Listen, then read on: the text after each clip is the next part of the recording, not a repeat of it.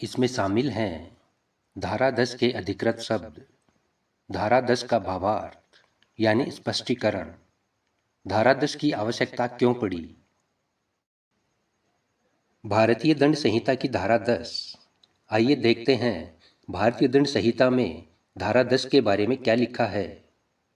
भारतीय दंड संहिता की धारा 10 के अनुसार पुरुष शब्द किसी भी आयु के मानव नर का द्योतक है, स्त्री शब्द किसी भी आयु की मानव नारी का द्योतक है। The word man denotes a male human being of any age. The word woman denotes a female human being of any age. अब समझते हैं धारा 10 का सरल भाषा में स्पष्टीकरण। संपूर्ण भारतीय दंड संहिता में कहीं भी यदि मैन या पुरुष शब्द आएगा तो उसका मतलब होगा कोई मेल, पुल्लिंग, चाहे वह किसी भी आयु का हो, जन्मजात हो, या चाहे वह 10 साल का लड़का हो, चाहे वह 20 साल का लड़का हो, चाहे वह 50 साल आयु का कोई व्यक्ति हो, चाहे वह 70 या 100 वर्ष आयु का कोई बूढ़ा व्यक्ति हो, सभी आयु वर्ग के लिए एक ही शब्द का प्रयोग किया जाएगा, पुरुष।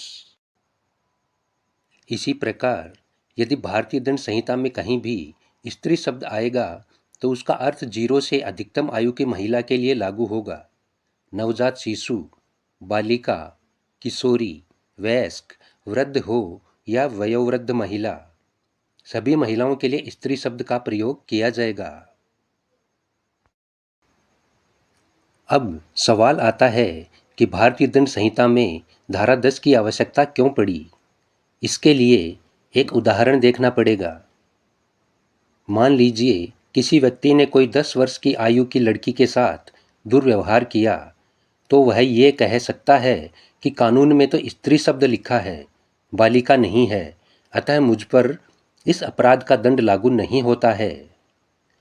इस स्थिति से बचने के लिए इस धारा के द्वारा सभी आयु वर्ग के लोगों को एक ही शब्द के अंतर्गत लाया गया है।